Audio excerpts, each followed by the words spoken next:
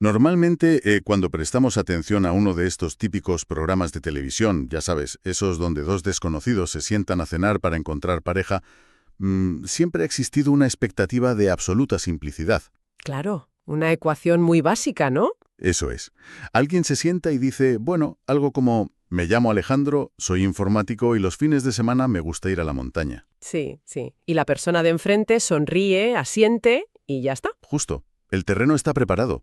Es limpio, es fácil de procesar y, sobre todo, a ver, no requiere que te leas un glosario antes del postre. Totalmente. Durante décadas, nuestra forma de presentarnos ha consistido básicamente en encajar unas pocas piezas de un puzzle muy rudimentario.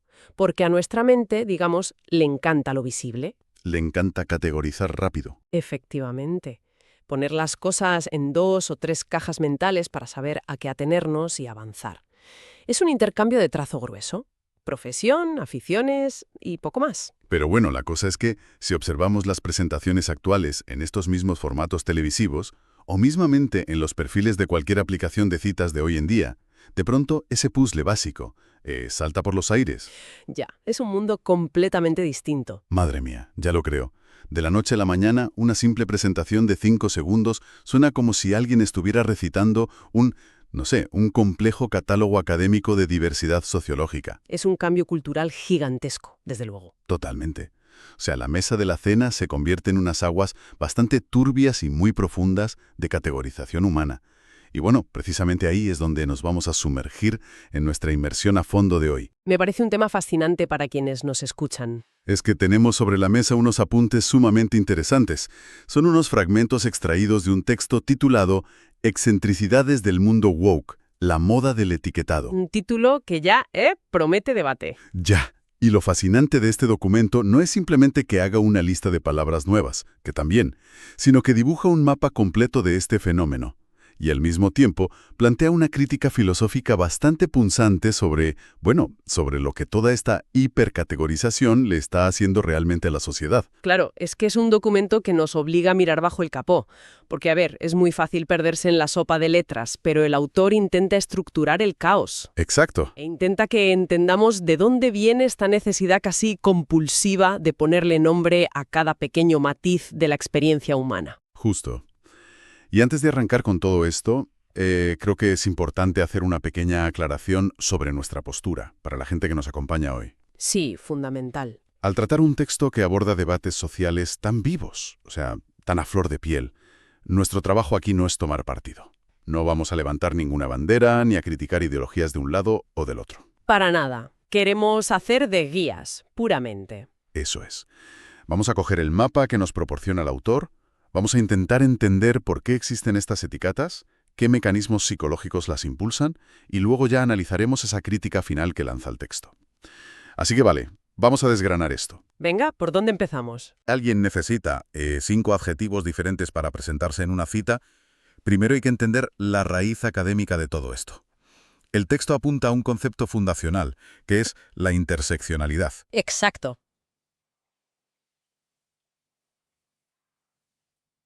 El término interseccionalismo, que fue acuñado originalmente por la académica Kimberly Crenshaw. Crenshaw, sí. Y si lo analizamos con calma, la premisa es profundamente lógica.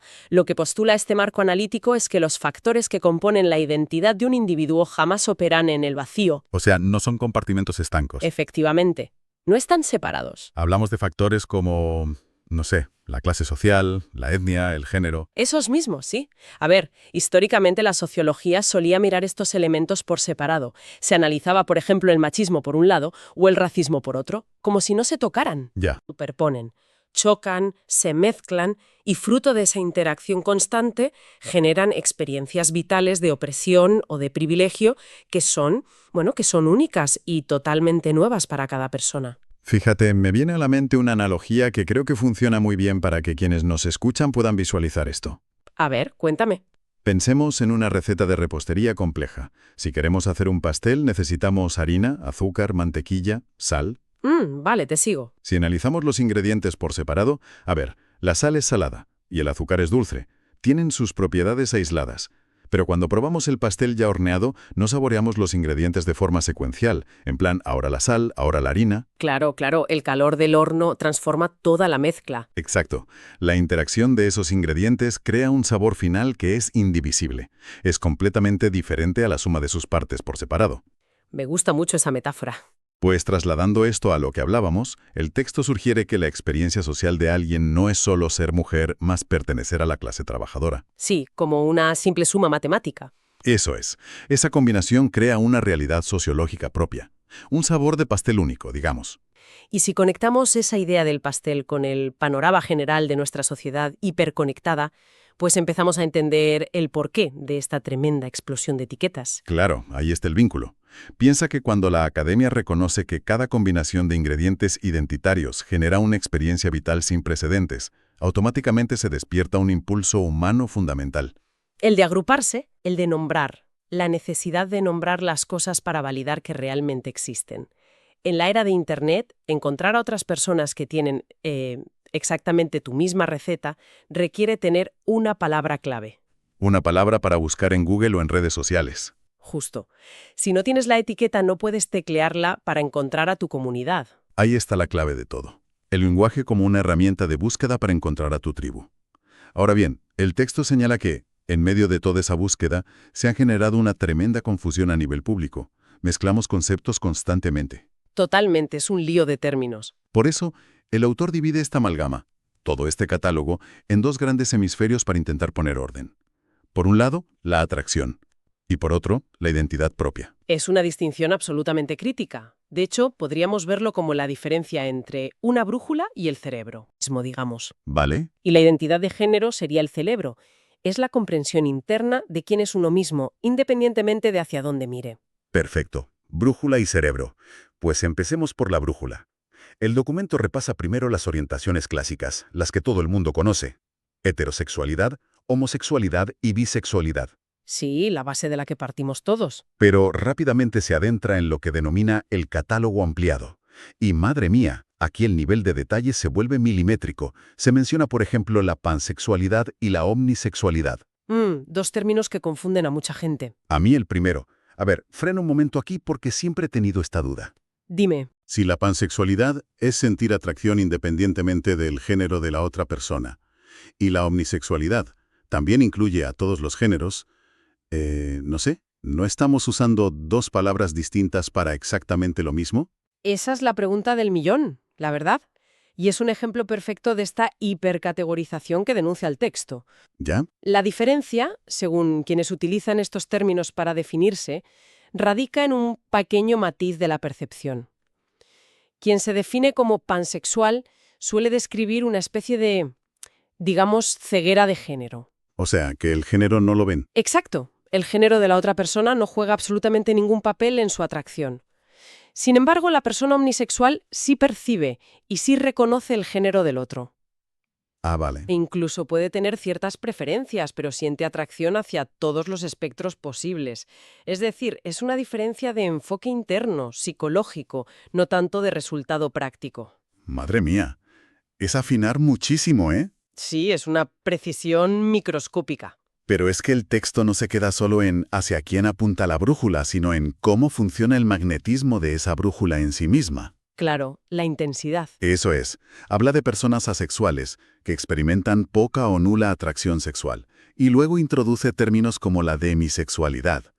Esto me parece fascinante porque, si lo he entendido bien, no habla de una preferencia, sino de un requisito previo. Efectivamente.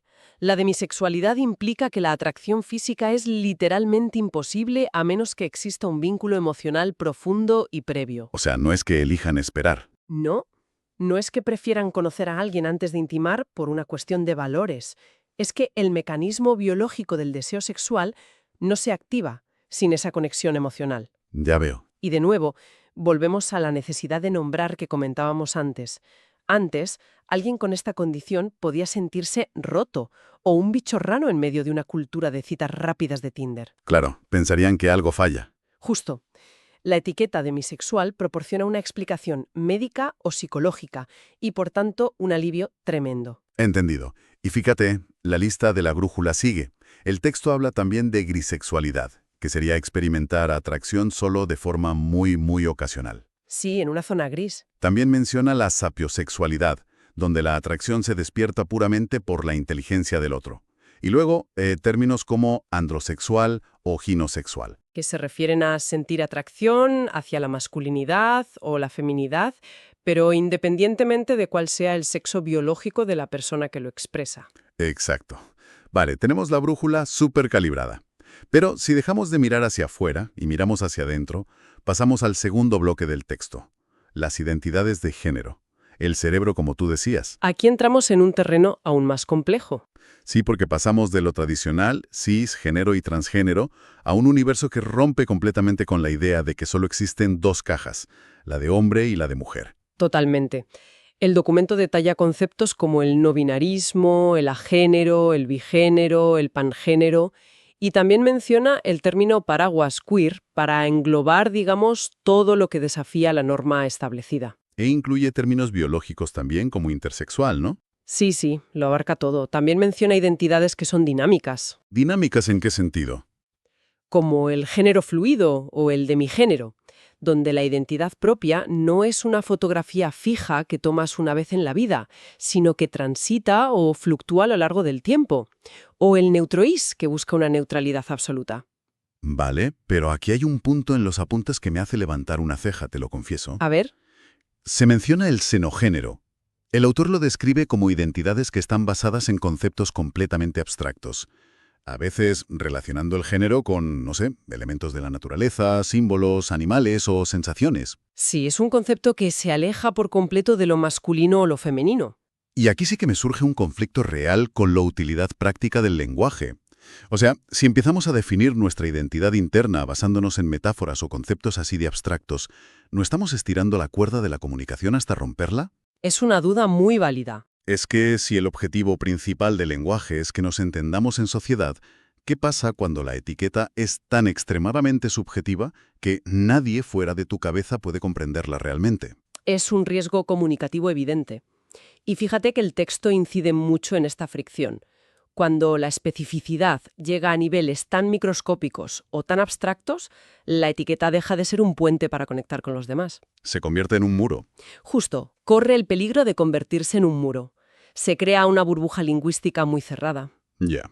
Pero, por otro lado, quienes defienden firmemente estos términos argumentan que el lenguaje tradicional es simplemente insuficiente. Que se queda corto. Eso es, insuficiente para mapear algo tan invisible e insondable como la mente humana. Así que intentan forzar el lenguaje para que encaje con su experiencia interna, en lugar de intentar encajar a la fuerza su experiencia interna en el lenguaje limitado que ya existe. Es un choque fascinante, la verdad, entre la expresión individual absoluta y la practicidad de vivir en sociedad. Pero bueno, avancemos, porque el mapa del autor tiene una capa más. Sí, la logística. Exacto. Ya sabemos quién es la persona y hacia dónde apunta su brújula. La pregunta ahora es, ¿qué ocurre cuando todo esto interactúa en el mundo real? Y el texto entra en las formas de relacionarse y vincularse. Y hace muy bien el autor en separarlo porque un tipo de relación, no es una orientación sexual, es un acuerdo de convivencia. Son las reglas del juego. Exactamente. Pasamos del plano del ser y del desear al plano del consenso mutuo. El texto enumera la monogamia tradicional, por supuesto, pero se detiene a desgranar opciones alternativas que, han ganado mucha atracción últimamente. Habla del poliamor, claro, que implica mantener varias relaciones afectivas simultáneas, pero con el pleno conocimiento y consentimiento de todas las partes. Fundamental lo del consentimiento, sí. Y también habla de relaciones abiertas. Donde se preserva, digamos, una pareja principal, pero existe libertad sexual fuera de ella.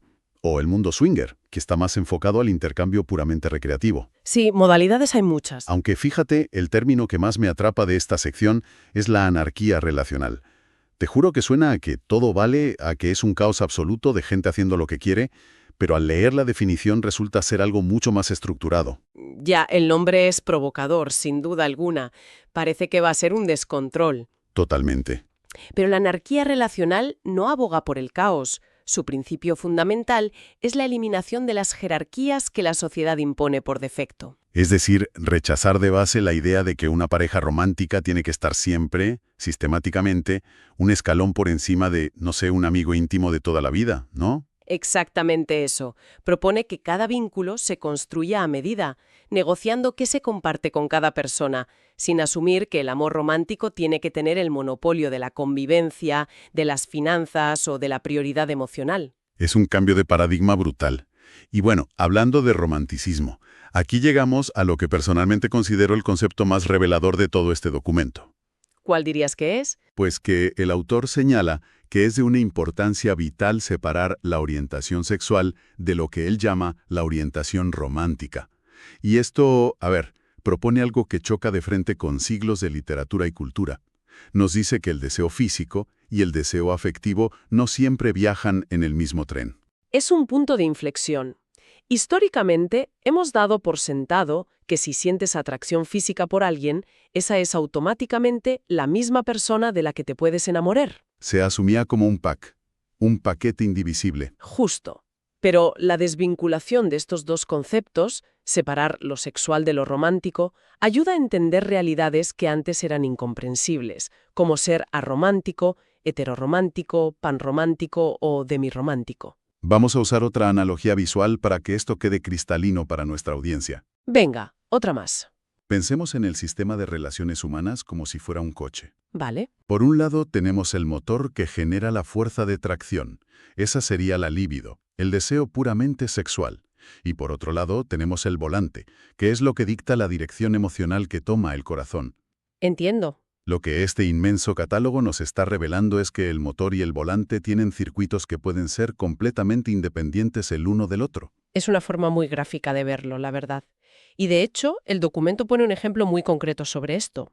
Dice que una persona puede ser asexual y al mismo tiempo panromántica. O sea, usando la analogía del coche, eso sería tener un motor inactivo. Tienes poca o nula fuerza de tracción sexual. Ajá.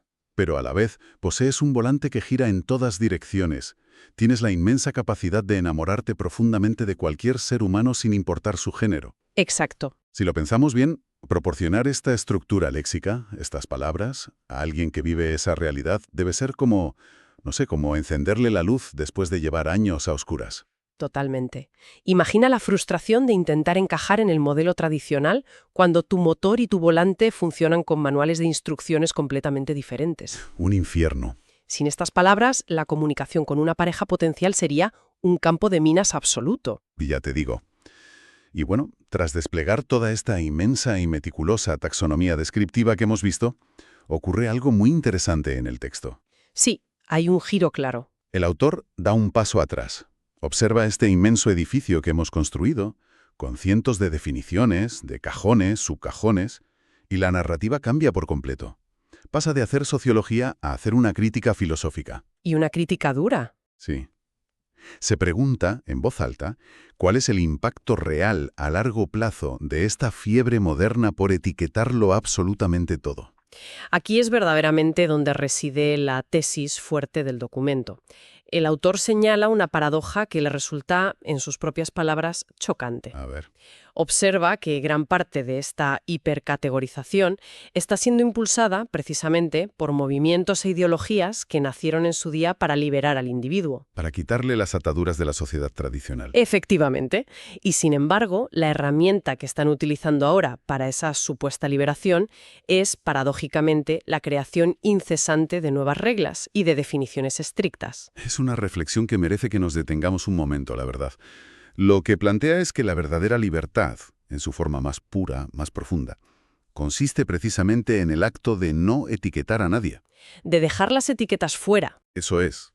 En mirar a la persona que tenemos delante sin pasarla primero por una especie de escáner que determine su sexo, su orientación, su identidad de género o su tipo de vínculo. Como si fuera un formulario. Tal cual. Para el autor, toda esta estrategia constante de clasificar a las personas no está uniendo a la sociedad en un abrazo gigante de diversidad, sino que de hecho nos está dividiendo en parcelas cada vez más diminutas, más cerradas y más excluyentes. Y esto toca una tensión clásica en la psicología social que es fascinante. Porque por un lado, como comentábamos antes con lo de encontrar tu tribu, sabemos que el impulso original de crear una etiqueta es dar visibilidad. Claro, existir. Es salir del margen y poder decir, oye, esta es mi realidad y formo parte de un grupo que me entiende. Es un mecanismo de protección indispensable. Sí, pero Pero la otra cara de la moneda, que es la que subraya el texto con tanta fuerza, es el riesgo de confinamiento. ¿Qué pasa cuando la etiqueta se vuelve tan importante que llega a la habitación antes que la propia persona? el riesgo de que la armadura que te protege se convierta en una jaula que te encierra, ¿verdad? Exacto. Si nos obsesionamos con definirnos mediante 8 prefijos diferentes antes siquiera de sentarnos a tomar un simple café con alguien, ¿no corremos el peligro de reducir nuestra inmensa complejidad humana a, no sé, a un simple código de barras sociológico? Ese es el temor exacto que expresa el documento. Que en el intento de abrazar cada microdiferencia con una palabra nueva, perdamos de vista la humanidad básica y compartida que nos une a todos. Ya. Y fíjate, la forma en que el autor decide resolver este dilema filosófico en su propio texto es tremendamente directa. Sí, es un cierre potente. Tras repasar todo este inmenso menú de géneros, de orientaciones y de vínculos que existen en la actualidad, invoca su espíritu crítico para rechazar de plano todo el catálogo. Lo tira a la basura, básicamente. Literalmente. Su conclusión, la frase con la que se planta ante el lector, es sencillamente, y cito, «Soy Rafa». Soy Rafa. Es brillante. No deja de ser una declaración de intenciones brutal, por lo simple que es. Al utilizar su nombre propio como única definición válida ante el mundo, está negándose en rotundo a ser despiezado en características. No quiere ser una lista de ingredientes. Exacto. Exige ser visto, comprendido y tratado puramente como un individuo completo e indivisible. Es la rebelión final contra la taxonomía moderna. Con esa simple afirmación, Rafa argumenta que no hay combinación de adjetivos en el mundo, por exhaustiva y precisa que sea, capaz de capturar la singularidad irrepetible de una persona. Claro. El nombre propio se convierte, al final, en la única etiqueta que es lo suficientemente amplia y a la vez lo suficientemente específica para definirnos. Qué viaje más denso y fascinante hemos hecho. Fíjate que hemos arrancado en las aulas universitarias con Kimberly Crenshaw y su teoría interseccional, comprendiendo cómo todas esas capas de la experiencia humana nos empujaron a buscar, de manera desesperada, nuevas formas de nombrar nuestra realidad. Ha sido intenso. Y luego hemos navegado por ese inmenso vocabulario aprendiendo a desvincular la brújula de la atracción del cerebro de la identidad. Separando claramente el motor del deseo sexual del volante del afecto romántico. Exacto. Para finalmente desembocar en esta advertencia filosófica tan seria, en la inquietud de si este intento de fotografiar milimétricamente el alma humana nos está aislando a todos en lugar de acercarnos. Yo creo que entender este mapa conceptual proporciona una ventaja enorme para moverse por las interacciones sociales de nuestra época, sin duda. Pero el escepticismo saludable del autor también es una herramienta fantástica. Totalmente de acuerdo. Combinar la comprensión del vocabulario con la capacidad de cuestionarlo es el equilibrio perfecto. No hay que tragar con todo sin pensar. Justo. Y bueno, para ir cerrando este espacio, me gustaría lanzar una última reflexión al aire.